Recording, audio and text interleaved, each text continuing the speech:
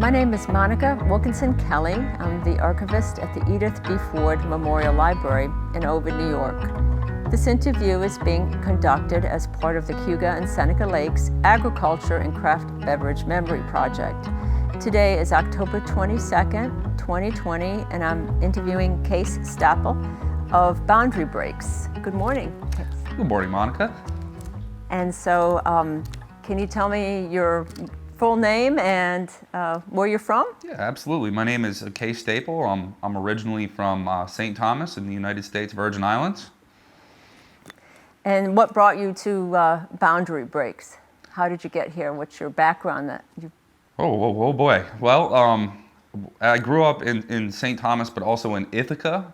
So back and forth. I was lucky enough to generally leave for the winter and then do correspondence work for school while I lived on the boat with my father down in the VI. And then I'd come back for the nice summers around here. Eventually, I started working at one of my best friend's father's winery, which is Sheldrake Point. And I went back to the Virgin Islands for a couple of years as a older teenager, adult.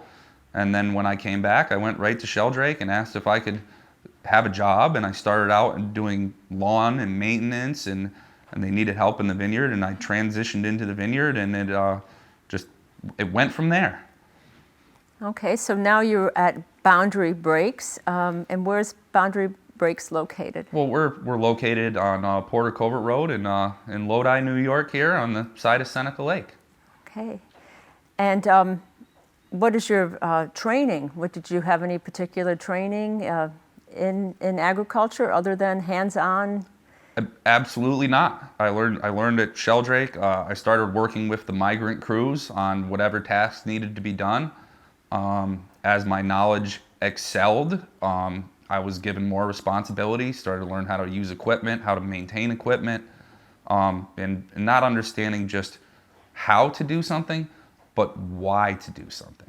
Okay. And when did you make the move from Sheldrake to Boundary Breaks? So in 2010, I started working here 3 days a week because we only had 6 acres. We planted another 6 that year actually as well. So I guess we had 12, but there was babies. And then I still worked at Sheldrake for another 3 days of the week to still help them out. And can you describe the vineyard? What kinds of grapes are you growing, and how many acres do you have, even of each type of? Absolutely. So we have 38 acres currently, and I believe we have about 28 Riesling, about 3 of Gewürztraminer, and the Riesling we have multiple clones, and we keep them in different blocks by clone as well, which is kind of fun, a little different. Can you describe what a clone is for people who don't know? A clone is just like a slight different variation of the same variety of grape. So you're gonna get a little bit of a different flavor profile, maybe a little bit difference in the vigor level. So it's just kind of interesting to see these small differences in the grapes, maybe a different berry size. But yes, we have additionally on top of our Riesling, we have 3 acres of Gewürztraminer. We have a 2-acre block that's behind me here, and in the 2-acre block are 3 different kinds of reds, equally planted. There's Cabernet Franc, there is Merlot, and Cabernet Sauvignon.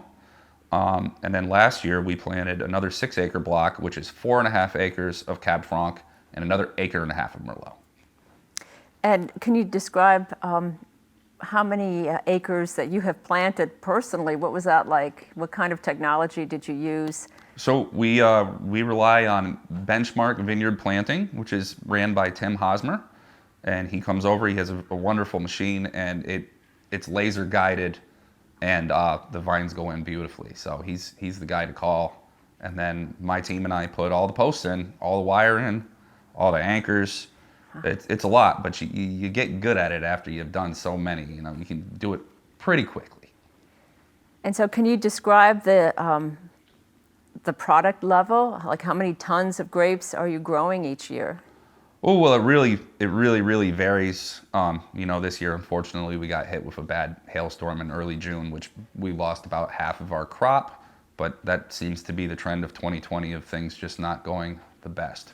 But no, this year we would have would have produced around 130 tons, 90 of that being Riesling, another 10 of Gewürztraminer, and a bunch of reds. But next year.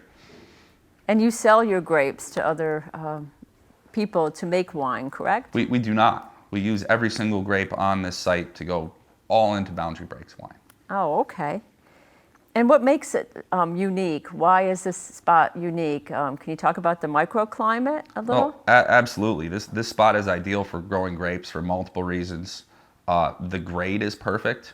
So, if you think of a frost event, think of it as precipitation. And if it's flat, it's going to sit there. And if it has a bowl to it or a dip, it's just going to sit there. So when it does get very cold, the cold rolls down the grade, and the lake air is generally blowing in the direction of our vineyards. So that's, the lake is key, and the grade is key, and the soil type around here is wonderful. Mostly like a clay loam, pretty clay, but once the vines get established, they have nice deep roots in it, and if you get a drought, it keeps some moisture down there. So.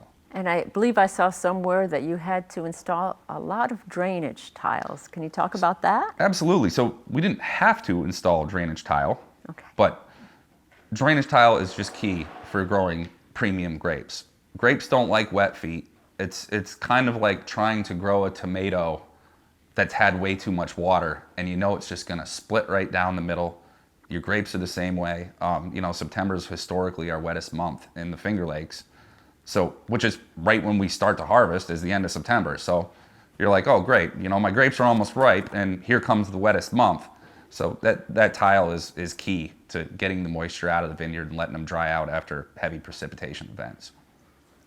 And can you talk a little about the physical labor that's involved? You said you put in all the posts, but what else? What's it like for a typical day for you on the vineyard? The physical labor, there's a lot of walking involved. You're just going down these rows, but physical labor is really during harvest. There's a lot of moving parts, and all winter we prune, which is very physical. You're sitting there, you're cutting, you're pulling brush, and you're trudging through heavy snow, and it's a long winter pruning out there, but it's got to be done correctly. And what is the purpose of the pruning? Oh, well, there's multiple ways you can trellis a grape. Around here we use Scott Henry, which is 4 canes, and there's 2 canes that go down. There's a space in between for aeration and airflow and sunshine, and then there's 2 canes that are trellised up.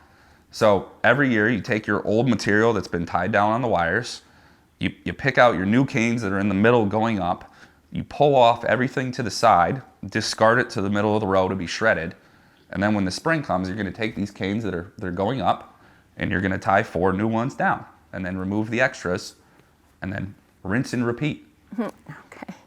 And I know early bud is a very big problem in the winter. If you have in spring, what happens in that case if you have an early spring and then it freezes? That can be a disaster. That can be a disaster. We're this microclimate that we grow grapes in, we can do it, but just barely is it, does it work around here. So we're generally pretty lucky, and it doesn't get us. Sometimes you lose, if you lose 20-30% of the buds due to a hard frost, it's not necessarily going to ruin you for the year. It just knocks your crop down a little bit. But personally, when I prune, I like to, if I'm going to use 4 canes on my wires, I like to leave 2 kicker canes that I've left. And until I see good bud break and maybe 3 to 5 inch shoot growth, knowing I'm kind of out of that cold, period where I might get hit, then I will cut those off. But if there's a cold event, you have 2 extra canes with, say, an extra, 30, 40 buds, you can bring those down and they can help kind of balance out the vine with buds that you might have lost. A little insurance policy, if you will. Okay. And what do you consider the greatest threat to the vineyard? It would be just really bad cold. I mean, cold to the point where it can kill the vines. There's a scale of what vines can take, but if you get to -8, things start to die. But if you were to see -15 or something like that, which we generally don't, it could be really bad. And then, as you mentioned earlier, the frost, which what could happen is it could be real warm. They'd get really cold after things came out, and that would bite you big time too. And then there's always the hailstorm like we had this year, which just was so isolated and chose us, and there's nothing you can do about that. So, you know, these are the things that you got to worry about when you're a farmer, and it's not just grapes, it's growing anything is, you know, you only have so much control. And how much of the crop did you lose this year with the hailstorm? Yeah, probably about half. Half. Yeah. Wow. But it'll be all right. We've had plenty of good years in the past, and the wine stock is doing okay. So we're just gonna persevere. And how has I'll probably talk to Bruce about that as well. How has COVID-19 impacted the business here? Well, I'll let Bruce touch on that more because he's really been the hands-on man. But the gist of it is our third-party sales, our restaurant sales that we're big in New York City with our product, is not doing so great right now. But with the reopening of Seneca County and us allowed to serve outside and limited amounts and social distancing, we've been busier than ever. So we've had a good year, actually. I mean, we're maintaining. That's all we can ask for. Well, it sounds like you've had many successes, but what would you consider your greatest contribution to an achievement in the industry? Oh man, that's a really hard question to answer. But you know, it's a privilege to be being put in charge of such a nice premium vineyard where I'm allowed to have things done in the correct manner. You know, the tile goes in right, the laser planning's right. You know, we don't cheap out on things around here. We want to make the best product, and you got to start in the vineyard with the best grapes, and you got to do things correctly with, you know, good equipment. And it's just a privilege to be in charge of an organization that runs correctly like that. Okay, I know you had mentioned, I saw that there were acres of drainage tiles added here. And so what would you tell anybody interested in a career in a vineyard management or in the vineyard? I mean, it takes a certain type of person that wants to just work outside. You know, I don't like being inside that much, which is kind of key, believe it or not, because you're gonna be cold, you're gonna be wet, you're gonna be hot. You gotta like the elements. You gotta be able to deal with that, and that's really one of the biggest things. If you can't take cold, you can't take hot, you can't take being a little uncomfortable quite often, then just forget about it. But if you love being outside, you love growing things, and you love being able to see your work, then it might be for you. Okay, well that's terrific. Is there anything else you'd like to add or contribute? Nothing I can think of off the top of my head. Okay. Well, I thank you very much, Kees, for taking the time to speak to us. Today is October 22nd, 2020, and I am at Boundary Breaks Vineyard. Thank you so much for your time. It was my pleasure, Monica. Thank you. Thanks.